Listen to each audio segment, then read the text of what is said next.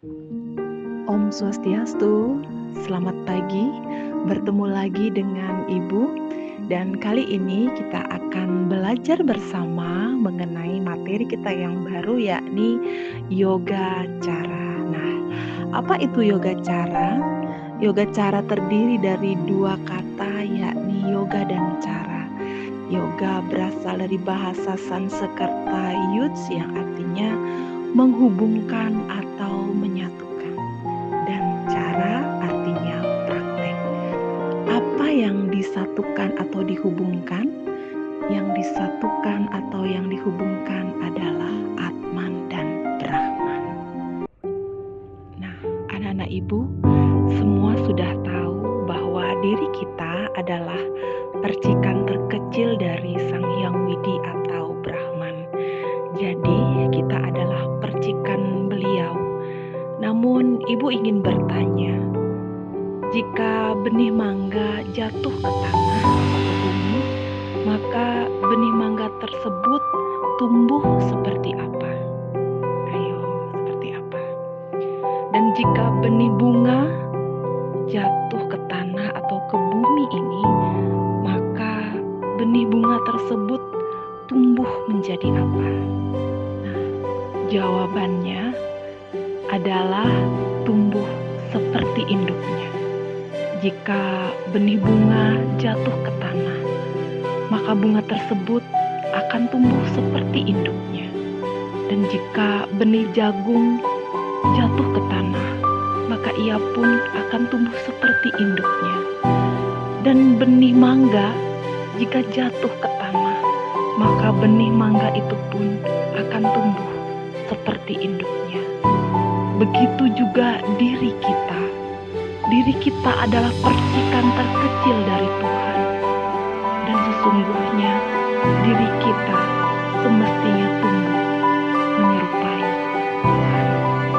Nah, dari sloka ini, Atman, Brahman, Ekyam, kita tahu bahwa sesungguhnya Atman dan Brahman itu adalah satu. Dan tujuan Sang Atman untuk lahir terus ke dunia ialah memiliki sebuah tujuan dan visi dan misi, yakni menyatu dengan Tuhan, menyerupai Tuhan. Itulah sesungguhnya tujuan serta misi dan visi kita lahir ke dunia, yakni mencapai moksa.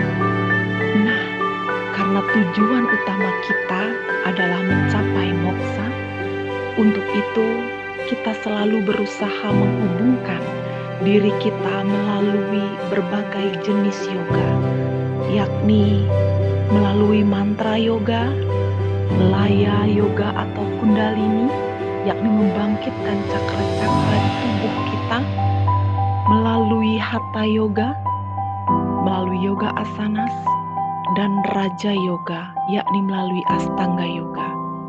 Baik itu yama, niyama, asana, pranayama, pratyahara, dharana, samadhi, dan bentuk-bentuk dari yoga, yakni bhakti yoga dengan cinta kasih dan kasih sayang kepada semua makhluk, kemudian karma marga dengan bekerja tulus dan ikhlas, kemudian jenana marga yoga dengan belajar yang baik, kemudian raja marga yoga yakni dengan meditasi. Selain tujuan utama kita tadi, diri kita juga memiliki peran-peran dalam kehidupan ini. Sebagai seorang anak, kita mesti berbakti kepada orang tua. Dan sebagai diri pribadi, kita memiliki impian-impian dan menginginkan kesuksesan di dalam karir kita. Dan kunci kesuksesan tersebut ialah kita selalu terhubung dengan kekuatan Tuhan, selalu mengandalkan Tuhan dalam segala hal. Dan dalam agama Hindu, ajaran itu disebut sebagai tantra, yantra, dan mantra. Tantra adalah pembangkitan energi di dalam. Kita membangkitkan energi dan kekuatan kita di dalam. Tantra adalah pembebasan. Tantra adalah luas. Tantra adalah semangat untuk selalu berjuang tentang kehidupan. Upaya kita dari yang tak ada menjadi ada, dari yang tak sempurna menjadi sempurna. Tantra adalah perjuangan hidup kita sampai kita menuju pada pembebasan. Ajaran Tantra adalah ajaran dari Dewa Siwa kepada muridnya Parwati. Tujuan dari Pratantra ialah sebuah latihan rohani yang mengangkat manusia ke dalam suatu proses untuk memperluas pikirannya. Tantra mengantar manusia dari satu keadaan tidak sempurna menjadi sempurna, dari keadaan melekat menjadi dibebaskan. Jika kita belajar Tantra, kita akan memiliki pikiran yang luas. Karena salah satu makna dari Tantra adalah luas. Kita akan memiliki pikiran-pikiran yang luas. Jika kita tidak belajar Tantra, kita akan memiliki pikiran yang sempit. Ibarat tempurung, ada api di dalamnya. Kita akan mudah sekali marah, mudah sekali meledak dalam setiap kehidupan dan suasana. Melakukan praktek-praktek Tantra, yakni dengan cara yoga, meditasi, afirmasi, mantra, visualisasi, mudra, niasa, membangkitkan cakra-cakra di dalam tubuh kita, melaksanakan teknik-teknik pranayama, dan ajaran-ajaran memperluas pikiran-pikiran kita. Serta masih banyak sekali teknik-teknik dan ajaran-ajaran dalam mempraktekkan Tantra.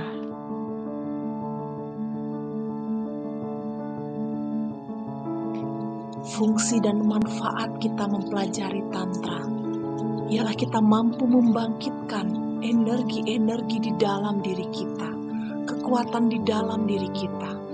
Kita mampu lebih mengkonsentrasikan pikiran kita, memperluas pikiran kita, membangkitkan cakra-cakra kita melalui yoga dan meditasi.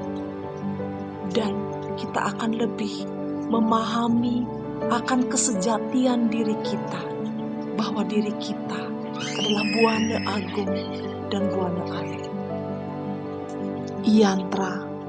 Yantra adalah simbol, yantra adalah alat, yantra adalah suatu rancangan yang dipergunakan sebagai sarana-sarana untuk kita mencapai ide Sang Hyang Widiwasi. Yantra adalah sebagai simbol untuk sesuatu yang kita puja. Yantra adalah media untuk mewujudkan tujuan hidup dan tujuan agama yang kita yakini. Yantra adalah sebagai sarana kita untuk konsentrasi pikiran. Mantra terdiri dari dua kata, yaitu man dan tra. Man artinya pikiran dan tra artinya menyeberangkan. Jadi mantra adalah media untuk menyeberangkan pikiran kita dari yang tidak suci atau tidak benar menjadi semakin suci dan semakin benar.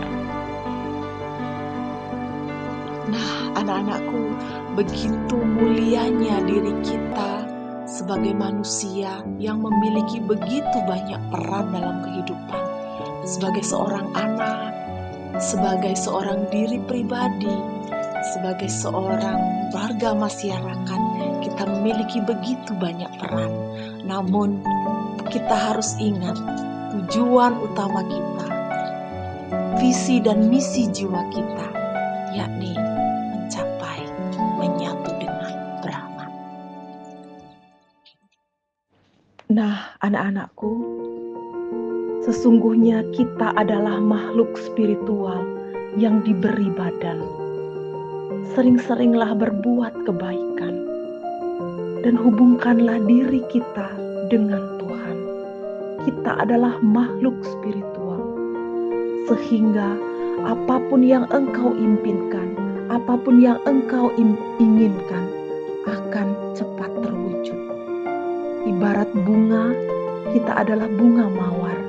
Jika bunga mawar yang kita kembangkan, yang akan datang pun adalah kupu-kupu. Jadi, kuatkanlah frekuensi dan vibrasi kita yang baik, karena dengan kebaikan, kebaikan pula yang akan datang. Demikian materi pembelajaran Ibu, dan Ibu tutup dengan Parama Santi. Om Santi Santi Santi Om.